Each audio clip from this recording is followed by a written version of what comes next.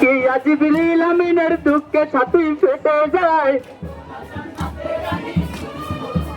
High খেলার সাথী জিবরিল আমিন কাঁদিছেন গো জোরে, ও গো আল্লাহ রহম করো দোস্ত হুসেনের পরে।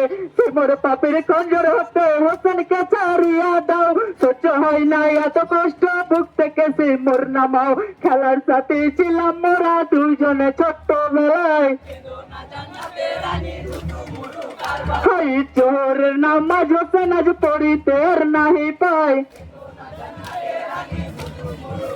হাই কৌসারের মালিক যিনি তিনি যেন বিনানা, কায়ামতের দিনে যদি নাসিবে গো শুনো না। খাওয়াইবেন পানি নানা নিজে হাতে সকলকে, সেই নবী আজ বেহালাতে কাঁদেন বসে জান্নাতে।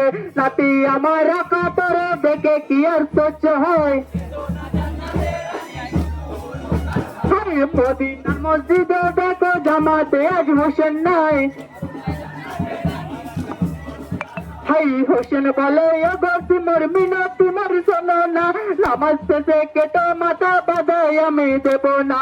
কথাই আমি দিলাম তোমায় নামাজকে সাক্ষী রেখে, নিজের সাথে নিয়ে যাব সবার আগে বেসতে। তবু যে সীমার কামিনার জান্নাতে লোভ হয় না।